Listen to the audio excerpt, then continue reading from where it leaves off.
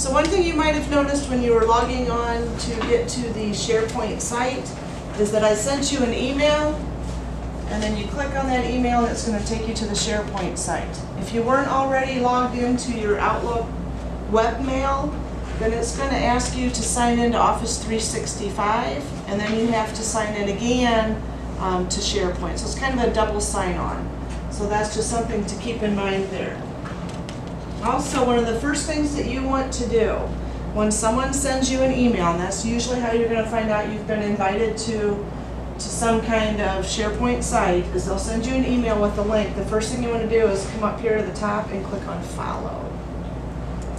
So you always want to come and click on Follow. Why it doesn't automatically follow it, you'll have to ask Microsoft. So I can't answer for them, but it's going to make it a lot easier for you to get back to this at some point later in time. So we don't want to ever have to say, geez, where's that email from Sharon so that I can get back to my SharePoint site? You want to click on Follow. If it's going to be something you get into a lot, then you'll probably want to go into your browser and bookmark it and save that to your favorites. So that's something to keep in mind. So here we have kind of just this training sandbox that we're going to be using for class today. And what you'll notice going down the left-hand navigation is what they call apps. So if you have a smartphone, you're familiar with apps. That's the terminology that Microsoft is using here in SharePoint, is that these are all apps.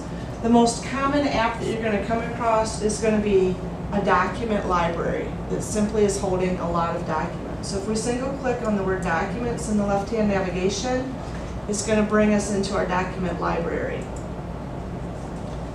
Now SharePoint has come up with this new interface that they really like, that's real graphic, but all of my documentation is based on the classic SharePoint, and some of the menu options aren't available in this new interface. So we're going to come down here and click on Return to Classic SharePoint. So whenever maybe your screen doesn't match mine, you'll want to look and see if that Return to Classic SharePoint is there. You'll want to return back. So all of the documentation is based on that. So here we have this document library, and there's no documents in it. So there's a number of ways of getting documents into this document library. If we click on the New button here, you'll notice that it gives us some options of what kind of document we may want to create. Once again, showing that point that this is a Microsoft product. So from here we can go right into a Word document, Excel, PowerPoint, OneNote. If you want to create, a CAD file, you're going to have to do that in the CAD file or in the CAD software and then upload it. So that will have to go through a different route. So the new you can basically only do with some of the different Microsoft. So I'm going to select Word document. So it brings up Word Online. So if you're familiar with using Office 365, this should look familiar. And up at the top, mine says Document. Yours might say Document 1 or 2 or something. And it says it's saved. Well, that's not the name that I want to give my document. So basically, it's already named my document and it's already saved it, even though I haven't done anything yet. So some of this is not real intuitive. So I'm going to come up into the blue title bar here, select Document. I'm going to put my initials in here, and then give this some kind of name.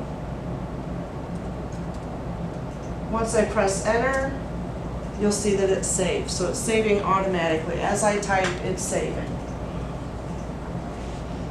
And if I hadn't gone up and changed that, it would save it as Document. And that would be the name of my document. So now, as long as I'm not doing anything overly advanced in Word, I'm just creating a simple document, I can come in here, type, create my document. If I'm going to be doing something more elaborate with headers and footers and different things like that, then I'm going to want to edit in Word. I want to close this so it stops popping up. Okay, so now we can come in here and we can type in our document. So we're going to go ahead and type some text in here. And if you watch real close, up in the blue title bar, it's saving as we type.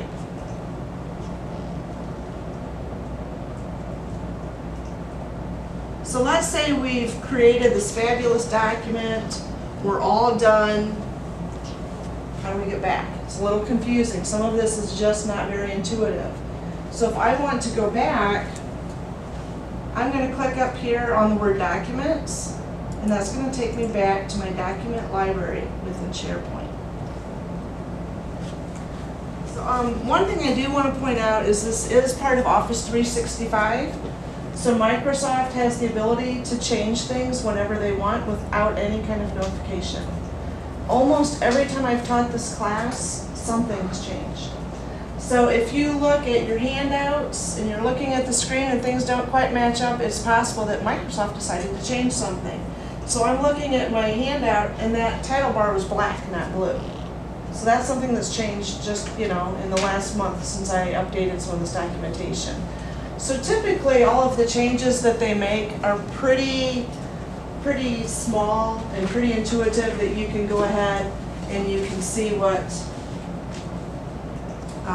is going on, and so it's not a big deal, most of the changes, but that is something to keep in mind, that if something was always here, it was this color and it changes colors, that happens, and maybe the next time you go back in it might change back.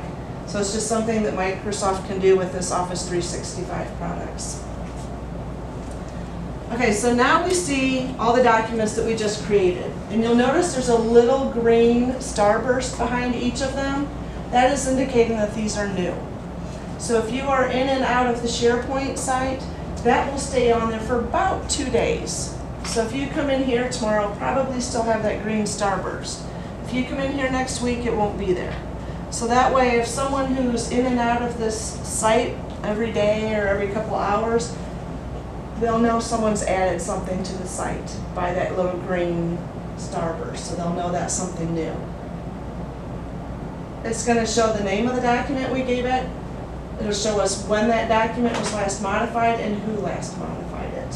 So you don't get away with anything. It tells you everything. And then, of course, like the name, the modified by, those would be considered metadata. So that's information about that document.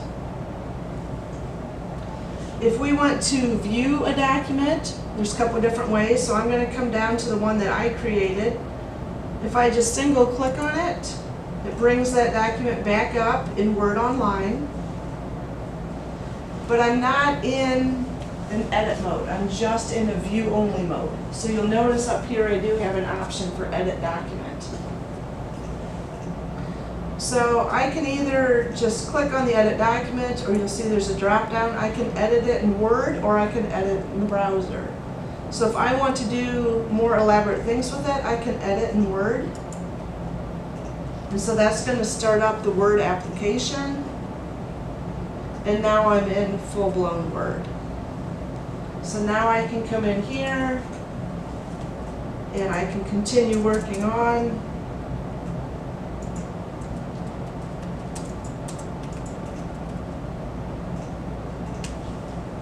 And I can go on and on. So now, once we're done with this, we've got a couple of options. So are we going to just close this? How do we get back to SharePoint again? Once again, sometimes some of it's not real intuitive, or it can be a little confusing. So I'm going to say, okay, I'm all done. If I click on save, it's saving it back to SharePoint. And then if I click on the X, and if I hadn't hit saved, it would prompt me to save.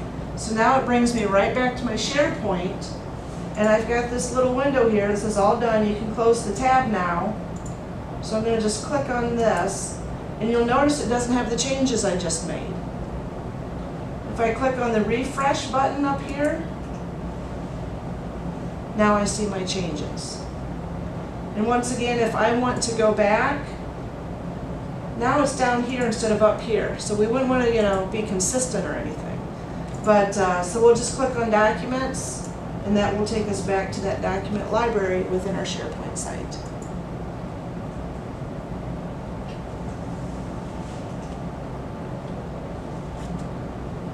If we want to upload a document, maybe we have some kind of PDF or we have some kind of graphic file, we can always upload a file. So if I click on Upload, then I'll just click to choose a file, If I go to my pictures, I can select a picture file. I can put information in this version comments, but that's optional, and click on OK. And so now I've uploaded a file. So it doesn't have to be a Microsoft document. You can upload any type of file at all. And so you can use that upload feature as well.